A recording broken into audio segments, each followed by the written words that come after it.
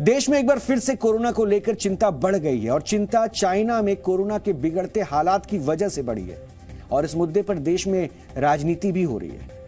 लेकिन आज हम कोरोना की चिंता पर चर्चा करेंगे और राजनीति से दूर रहेंगे, क्योंकि आपकी जिंदगी से बड़ी ना तो राजनीति है और ना ही कोई राजनेता। इसलिए राजनीति नहीं, आज सिर्फ आपकी बात होगी, आपके भविष्य को सुरक्षित करने की बात होगी। डीएनए में अभी तक आपने देखा कि कोरोना की वजह से चाइना में हालात कितने बिगड़ चुके हैं। पिछली बार भी चाइना से ही पूरी दुनिया में कोरोना फैला था। 2019 के नवंबर में चाइना में कोरोना के मामले तेजी से बढ़े और 2020 में भारत सहित पूरी दुनिया में कोरोना से हालात बिगड़ गए थे। ऐसे में आपको मन में यह सवाल आपके मन में आता होगा कि क्या फिर से यह सब कुछ 2019 और 20 की तरह होगा? क्या देश में आने वाले दिनों में कोरोना के मामले तेजी से बढ़ेंगे और क्या लॉकडाउन जैसी कोई आशंका है? आज आपको यह विश्लेषण ध्यान से देखना चाहिए, क्योंकि अगले कुछ मिनटों में भारत में कोरोना के मौजूदा हालात को लेकर आपका सारा कंफ्यूजन, सारे सवालों का आपको जवाब मिलेगा और सारा कंफ्यूजन भी आपका दूर हो जाएगा। वैसे इस विश्लेषण की शुरुआत में हम ये बताना चाहते हैं कि आपको कोरोना पर घबराने की नहीं बल्कि अलर्ट रहने की जरूरत है। और ऐसा हम क्यों कह रहे हैं, इसे जानने से पहले इस मामले पर सरकार के शीर्ष अधिकारियों का क्या कहना है, आपको वो सुनना चाहिए। No panic, abundant precaution. अगर हम उस तरह बढ़ रहे हैं तो अबंडेंट प्रिकॉशन के क्या मुद्दे हैं? पहली बात है कि खांसी जुकाम इस मौसम में होता है। हम विंटर में हैं, हम ठंड के मौसम में हैं, तो पहली अपील ये है कि खांसी जुकाम हो रहा है तो आज की सिचुएशन को देखते हुए अपील करना चाहेंगे कि उसमें आप टेस्टिंग करवा लीजिए। हो सकता है और 90% चांस है कि शायद ये नॉन कोविड होगा, लेकिन अगर हमने अर्ली डिटेक्शन करनी है तो तभी करेंगे, कोई टेस्ट करवाएंगे। तो एक अपील भी है और सिस्टम भी इसको प्रोत्साहित करेगा कि टेस्टिंग हो, टेस्टिंग बढ़ेगी तो हमारा फुटप्रिंट ज्यादा होता है, प्रॉब्लम जो है वो डिटेक्ट होगी, उस वायरस का आइसोलेशन होगा, उस वायरस का जीनोम होगा, तो हमें पूरी ताकत मिलेगी और हमें समझ रहे कि हम किस तरफ बढ़ रहे हैं। मैं सबको आश्वस्त करना चाहूँगा कि इसमें घबराने की कोई ज़रूरत नहीं है, कोई आतंकित होने की ज़रूरत नहीं है, क्योंकि जिस तरह से पिछले 3 साल में हम लोगों का अनुभव है, हमारी जनता अच्छी तरीके से प्रभावी रूप से उसमें प्रतिरक्षण बना हुआ है और आने वाले समय में लेकिन ढील देने का कोई मतलब नहीं है और सर्विलेंस बहुत अच्छी तरीके से किया जा रहा है। वैसे सरकार फिलहाल ये दावा कर रही है कि पैनिक होने की जरूरत नहीं है और इसकी वजह भी है। अगर सरकार ऐसा कह रही है तो आज देश में कोरोना के 131 मामले सामने आए और अभी देश में कोरोना के 3,408 एक्टिव मामले हैं, यानी कि कुल मामलों का केवल 0.01%। और देश में अभी तक कोरोना से 4,41,00,000 लोग ठीक हो चुके हैं, यानी 98.8% लोग कोरोना को हराकर स्वस्थ हो चुके हैं, जबकि 5,30,000 लोगों की कोरोना से अब तक हमारे देश में मौत हुई है। आपकी जिंदगी सुरक्षित रहे, आप स्वस्थ रहें, यही हमारी कामना है और डीएनए में इसलिए हम लगातार आपको कोरोना के हर खतरे के बारे में सबसे पहले बताते हैं, हर सच्चाई को सामने रखते हैं और देश के बड़े डॉक्टरों की राय भी सुनाते हैं। और थोड़ी देर में हमारे साथ एम्स के पूर्व डायरेक्टर डॉक्टर रणदीप गुलेरिया भी जुड़ेंगे, जिनसे हम ये समझने की कोशिश करेंगे कि चाइना के मौजूदा हालात कितने गंभीर हैं और हमारे देश पर इसका कितना असर होगा। आपको आज ये पूरी बातचीत जरूर सुननी चाहिए। वैसे कोरोना को लेकर सरकार भी एक्शन में है, ये अब तस्वीरों से भी साफ होती जा रही है, क्योंकि आज सरकार ने चाइना में बढ़ते कोरोना को लेकर एक अहम बैठक की है और इस बैठक में स्वास्थ्य मंत्री मनसुख मांडविया ने केंद्रीय स्वास्थ्य राज्य मंत्री डॉक्टर भारती पवार सहित स्वास्थ्य विभाग के सभी बड़े अधिकारी इसमें शामिल हुए। सरकार का मानना है कि कोरोना से डरने की जरूरत नहीं है, बल्कि आपको सावधानी रखनी चाहिए, क्योंकि कोरोना की पहली लहर से लेकर अब तक कोरोना के खिलाफ जो सबसे मजबूत हथियार है वो है सावधानी। सरकार बार बार सावधानी यानी कि कोविड प्रोटोकॉल का पालन करने की सलाह दे रही है। आज आपको एक बार फिर से यह जानना चाहिए कि कोविड प्रोटोकॉल होता क्या है, जिसके लिए बार बार अब कहा जा रहा है। देश में 18 के ऊपर प्रिकॉशन डोज सबको लगनी चाहिए, लेकिन लगी है सिर्फ 27-28%। तो हम अपील करेंगे कि प्रिकॉशन डोज जिसको नहीं लगी है वो ले लीजिए। ये भारत की पेंडेमिक रिस्पांस का एक पिलर है, पॉलिसी है, वैक्सीन अवेलेबल हैं, तो उसको तरफ जाइए। और पर्टिकुलरली जो हमारे सिटीजन सीनियर सिटीजन्स हैं वो कोई छूट गए हैं प्रिकॉशन डोज से, तो हमेशा की तरह जैसे हम पहले भी अपील करते थे कि उनका हमें ज्यादा ख्याल करना है। सीनियर सिटीजन क्योंकि वल्नरेबल हैं और बीमारी वाले व्यक्ति वल्नरेबल ज्यादा होते हैं, तो ये खासकर उनके लिए अपील है कि अगर आपको प्रिकॉशन डोज नहीं लगी तो लीजिए, लेकिन सभी का प्रिकॉशन डोज जो है वो मैंडेटेड है, गाइडेड है और उसको लीजिए। अगला पॉइंट ये आता है कि हमें इसके अलावा भी जनरल प्रिकॉशंस लेनी है, जो कि कोविड अप्रोप्रिएट बिहेवियर की बात हम करते हैं। उसकी एडवाइजरी अभी भी हम क्या कहते हैं कि अगर हम क्राउडेड प्लेस में हैं, चाहे बाहर, जैसे मैं अब क्राउडिंग में आ गया हूं तो मुझे मास्क लगाना है, अंदर भी अगर क्राउडिंग है तो वहां भी हमने मास्क लगाना है। इसी प्रकार सोशल डिस्टेंसिंग की जो एडवाइजरी अभी तक है आपके समक्ष, उसका ख्याल रखिए। And again there those with comorbidities, those with a particular age, senior citizen, उनके लिए ये और भी जरूरी है। और ये हमें अपनी नॉर्मल लाइफ को लीड करते हुए, नॉर्मल काम करते हुए इनका ये प्रिकॉशन हमें लेनी है। कोरोना की चुनौती के बीच में इस स्थिति को समझने के लिए कि भारत के लिए कितना चिंता की बात हो सकती है, हम खुद जुड़ रहे हैं डॉक्टर रणदीप गुलेरिया से, जो एम्स के पूर्व निदेशक हैं। डॉक्टर गुलेरिया, जो चीन की तस्वीर देख रहे हैं, उन तस्वीरों को देखने के बाद क्या भारत के लोग एक बार फिर से खुद को डरा हुआ महसूस करने लगे, या फिर ये बोले कि हम तैयार हैं?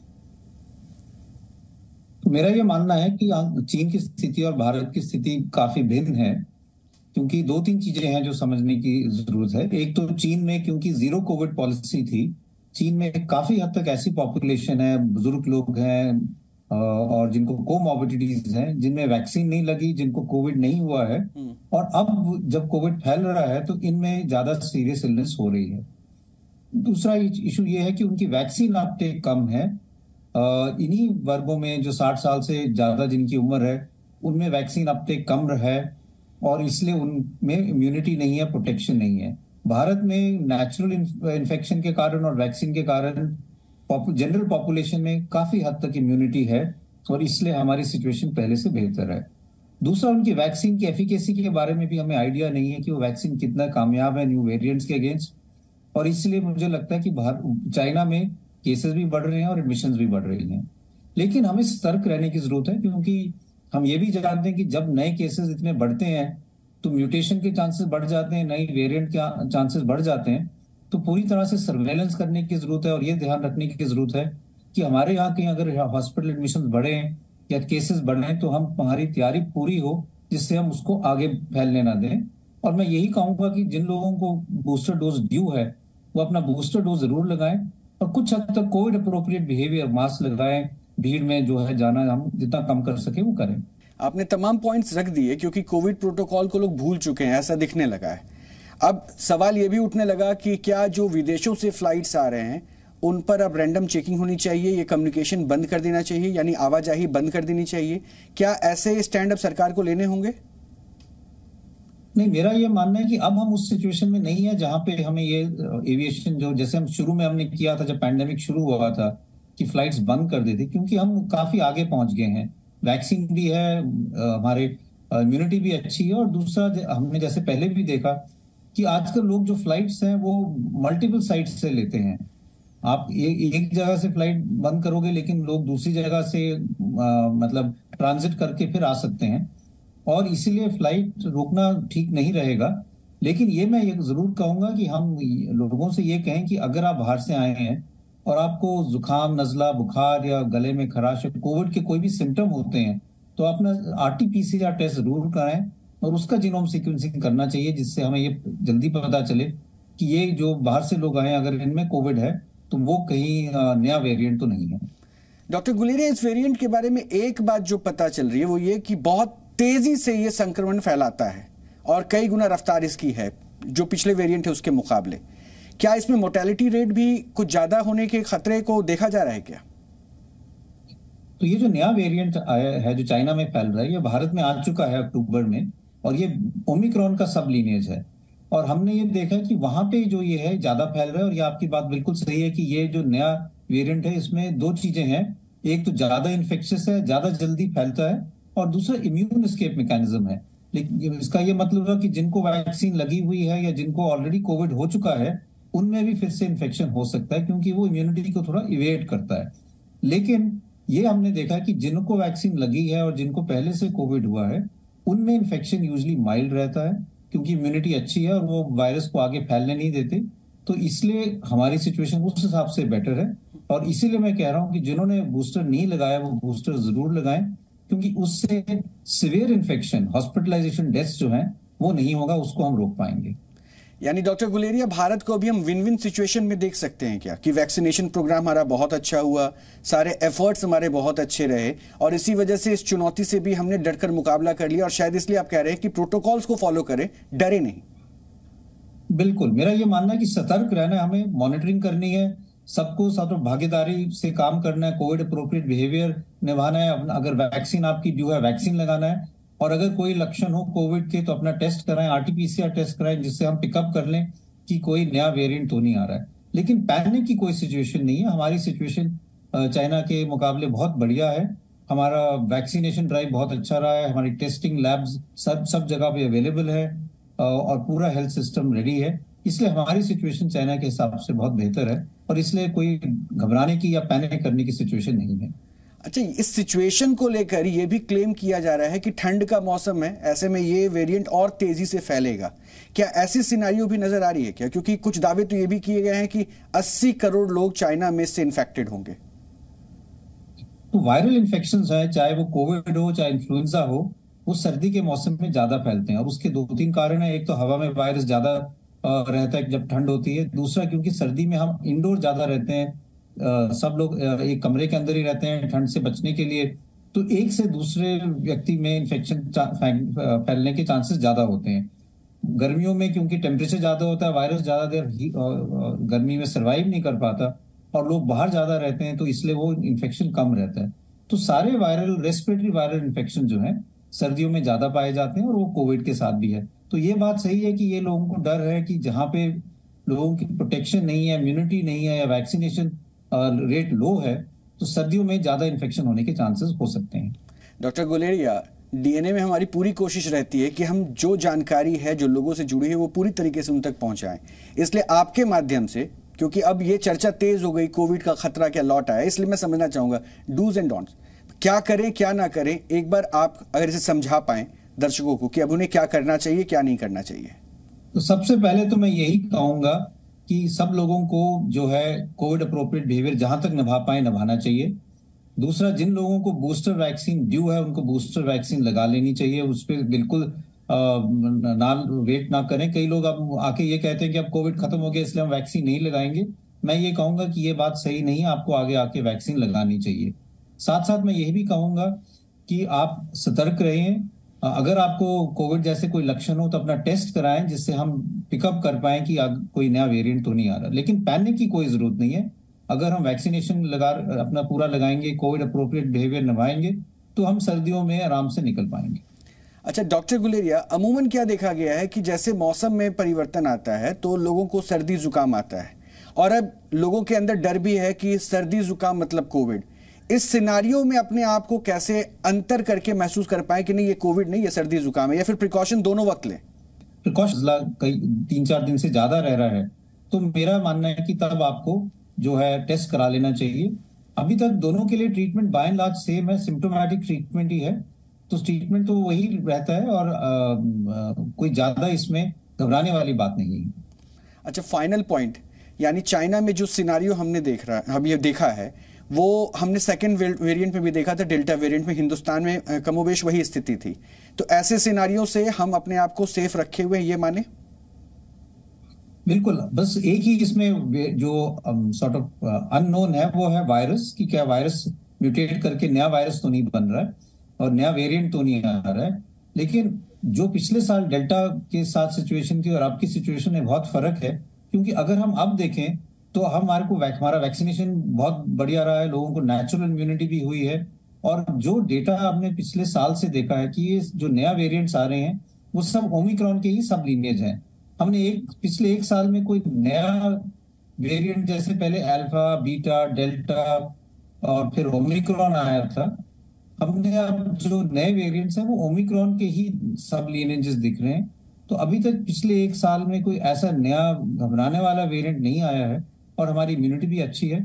इसलिए मुझे लगता है कि अब हम ये कह सकते हैं कि हमारी सिचुएशन पिछले साल से तो बहुत बेहतर है, लेकिन सतर्क रहना बहुत जरूरी है। बहुत बहुत शुक्रिया डॉक्टर गुलेरिया हमसे बातचीत करने के लिए, क्योंकि ये ज़रूरी है कि हमारे देश में कोरोना को लेकर अगर एक बड़ी चुनौती लोगों तक पहुंच रही है, खबर पहुंच रही है, तो उससे वो जागरूक भी हों और किस तरह से आप खुद को बचा सकते हैं, इसलिए ये बात आप तक पहुंचनी चाहिए थी। तो आपने रणदीप गुलेरिया को सुना, आपने नीति आयोग के सदस्य वीके पॉल को भी सुना, और डीएनए में हमारी कोशिश यही होती है कि आपको सही जानकारी दी जाए। डीएनए को आप इसलिए पसंद करते हैं क्योंकि हर बात हम बेहद सरल और आसान भाषा में आपको समझाते हैं। आज भी कोरोना के इस पूरे विश्लेषण के बाद हम आपको एक चेकलिस्ट दिखाएंगे। इससे आप कोरोना को लेकर क्या करना है, क्या नहीं करना है, ये याद रख पाएंगे। और ये जरूरी है कि आज ये चेकलिस्ट आप देखिए। पहली बात, पैनिक होने की बिल्कुल भी जरूरत नहीं है। दूसरी बात, जितना हो सके भीड़ में जाने से खुद को बचाएं। तीसरी बात, अगर भीड़ में जाए तो मास्क जरूर लगाएं। चौथी बात, सोशल डिस्टेंसिंग का पालन करें। पांचवी जरूरी बात है, जिन लोगों ने बूस्टर डोज नहीं लिया है वो बूस्टर डोज जरूर लगवाएं। छठी बात, अगर कोरोना के लक्षण दिखें तो आरटी-पीसीआर टेस्ट जरूर करवा लें। सातवीं बात, नए वर्ष पर पार्टी के दौरान आपको विशेष ख्याल रखना है। वैसे 2020 और 2022 के भारत में काफी अंतर है, और कोरोना को लेकर अगर सरकार यह दावा कर रही है कि पैनिक होने की जरूरत नहीं है, तो इसकी कई ठोस वजह भी है। पहला, भारत में रिकॉर्ड वैक्सीनेशन हुआ है, जबकि चाइना में भारत के मुकाबले बेहद कम वैक्सीनेशन हुआ है। दूसरा, भारत की वैक्सीन बेहद असरदायक है और पूरी दुनिया ने भारत के वैक्सीन पर भरोसा किया है और भारत से वैक्सीन लिया है। चाइना के वैक्सीन को लेकर लगातार सवाल खड़े हुए हैं और उसे असरदार नहीं माना जा रहा है। तीसरा, भारत में हर्ड इम्यूनिटी विकसित हुई है, जबकि चाइना में जीरो कोविड नीति से हर्ड इम्यूनिटी विकसित नहीं हो पाई। हर्ड इम्यूनिटी को हम सरल भाषा में अगर समझाएं तो हर्ड इम्यूनिटी का मतलब होता है आपका शरीर खुद से वायरस से लड़ने में सक्षम हो। और जिस देश में जितना ज्यादा हर्ड इम्यूनिटी विकसित हुआ है, उस देशों में बाद में कोरोना के मामले बढ़ने के बावजूद मौत के मामले बेहद कम रहे हैं। चौथा, कोरोना के साथ जीने की नीति फायदेमंद रही, क्योंकि इससे लोगों में हर्ड इम्यूनिटी विकसित हुई और चाइना ने कोरोना से निपटने के लिए लगातार लॉकडाउन लगाकर रखा, जिसका नतीजा यह हुआ कि वहां पे हालात बिगड़ गए। वैसे आज कोरोना के मामले में भारत काफी बेहतर स्थिति में है, लेकिन यह सब कुछ एकाएक नहीं हुआ है, बल्कि इसकी वजह भारत में रिकॉर्ड वैक्सीनेशन और कोरोना के साथ जीने की रणनीति रही है। कोरोना को लेकर आज फिर से राजनीति हो रही है और इसके बारे में आपको आगे बताएंगे, लेकिन उससे पहले उस राजनीति का जिक्र करना बेहद जरूरी है जो आज से करीब 2 वर्ष पहले हुई थी। आपको याद होगा, जब वैक्सीन बन गया था उस समय कुछ पत्रकार और देश के बड़े बड़े नेता कह रहे थे कि मैं तो वैक्सीन नहीं लगवाऊंगा, ये वैक्सीन कारगर नहीं है, इस वैक्सीन के साइड इफेक्ट्स हैं और वैक्सीन लगने से लोगों की मौत हो जाएगी। जैसे कितने अफवाह फैलाए जा रहे थे और ये देश के बड़े बड़े बुद्धिजीवी पत्रकार, सोशल मीडिया दिन रात इन अफवाहों को फैलाने में जुटा हुआ था। भारत में पूरे वैक्सीनेशन प्रोग्राम पर ही सवाल खड़े कर दिए गए, कोविन ऐप पर सवाल उठ रहे थे, लेकिन सच ये है कि भारतीय वैक्सीन और वैक्सीनेशन प्रोग्राम की वजह से आज देश कोरोना से सुरक्षित है। आपको याद होगा, जब सरकार चरणबद्ध तरीके से लॉकडाउन हटा रही थी तो फिर से सोशल मीडिया पर बार बार अपील करके सेवा शुल्क लेने वाले ये पत्रकार बंधु, कई वर्षों से विपक्ष में रहने वाले नेता कह रहे थे कि ये लॉकडाउन हटने से देश में करोड़ों मौत हो जाएगी, सब कुछ तबाह हो जाएगा, यानी वो डर पैदा करने की कोशिश में थे। लेकिन सच ये है कि चरणबद्ध तरीके से लॉकडाउन हटाए जाने की वजह से आज भारत कोरोना से लड़ने में सक्षम हुआ है, क्योंकि इससे ही हर्ड इम्यूनिटी लोगों में विकसित हुई है। और यहां प्रधानमंत्री मोदी का बार बार यह कहना कि कोरोना के साथ ही जीना होगा बिल्कुल सही था, क्योंकि इससे देश में हर्ड इम्यूनिटी काफी बढ़ी है। वैसे कहा भी जाता है ना कि half knowledge is more dangerous than no knowledge, और ये बातें ऐसे पत्रकारों और नेताओं पर भी लागू होती है जो बिना सोचे समझे आधी अधूरी जानकारी पर केवल सरकार के खिलाफ विरोध के लिए लोगों की जिंदगी से खिलवाड़ करने से भी नहीं चूकते हैं। एजेंडा चलाने वाले ऐसे लोगों को आज चाइना और भारत दोनों के हालात को देखकर समझना चाहिए कि हर बात पर हर बार विरोध करना ठीक नहीं होता है। कई नेता और पत्रकार भारत की वैक्सीनेशन ड्राइव पर सवाल उठा रहे थे, लेकिन चीन की वैक्सीन की तारीफ में वो कसीदे भी पढ़ रहे थे। आज तस्वीर देखिए, आज चीन के वैक्सीनेशन ड्राइव पर सवाल उठ रहे हैं, क्योंकि सवाल यह भी है कि आखिर इस नए वेरिएंट ने चीन में अचानक स्थिति इतनी खराब कैसे कर दी। और इस सवाल का जवाब हमने WHO के हेल्थ इमरजेंसी प्रोग्राम की तकनीकी प्रमुख मारिया वेन केरखोव से पूछा। उनका जवाब चीन के वैक्सीनेशन प्रोग्राम की कमजोरी का खुलासा करता है, और यह देखना चाहिए आपको, कम से कम ऐसी स्थिति में जब इसी चीन के वैक्सीनेशन प्रोग्राम की तारीफ के कसीदे पढ़ते हुए ये एक पूरा गैंग काम करता था। We'll now go to India to Pooja Maka from Z Media India. Pooja, please unmute yourself and ask your question. Thank you for taking my question. My question is again on China. What are the reasons that you see behind the current surge, and do you see a spillover to other neighboring countries like India?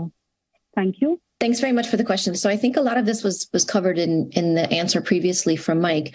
There's a lot of reasons for this surge that we're seeing in China, but also elsewhere.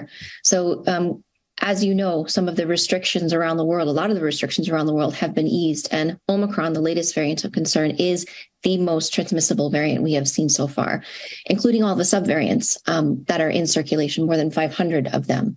And so we will continue to see surges of infection around the world. The question is the impact. And we have seen a decline in the impact of COVID-19 over the last year, for sure, because we have population level immunity that is increasing. Now, clearly what we need to do in all countries, including in China, to increase vaccination coverage in those who are most at risk, people who are over the age of 60, people who are immunocompromised with underlying conditions, and our frontline workers. And that includes receiving the full number of doses that are required for them.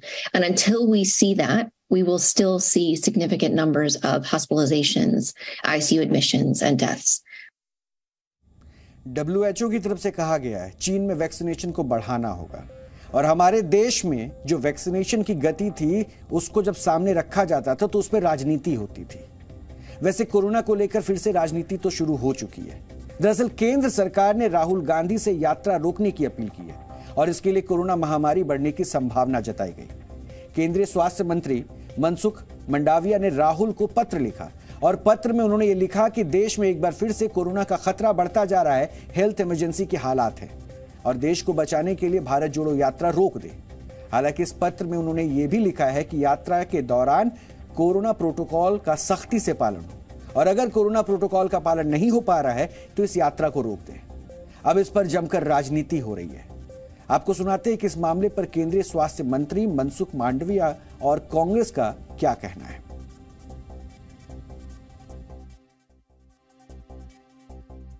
मैं भारत सरकार का health minister होने के नाते मेरा दायित्व है कि देश में कोविड ना फैले, देश के सभी नागरिक स्वस्थ रहे, लेकिन कोई खास फैमिली के प्रोटेक्शन में आके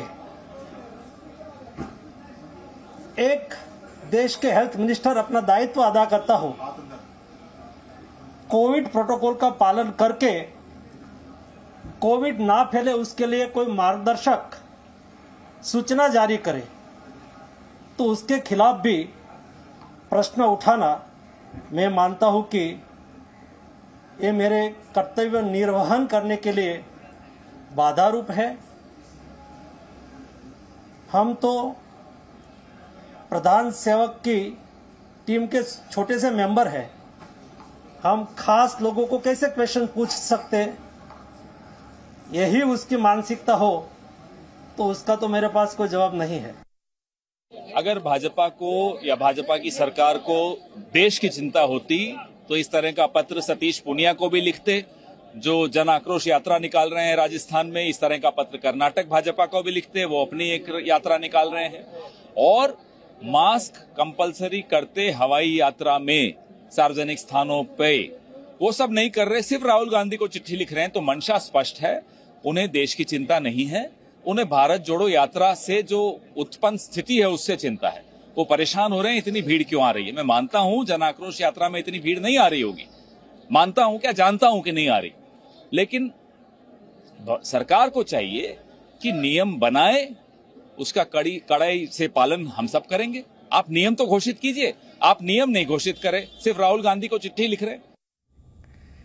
नेताओं का काम है वो राजनीति करते रहेंगे, लेकिन हम आपसे अपील करते हैं अफवाहों से दूर रहें और कोरोना प्रोटोकॉल का पालन करें। नेताओं और पत्रकार के डराने वाले बयानों से पक्का दूर रखिए, अपना ख्याल रखिए, क्योंकि आपकी जिंदगी अनमोल है और हम आपके हमेशा स्वस्थ रहने की ही कामना करते हैं।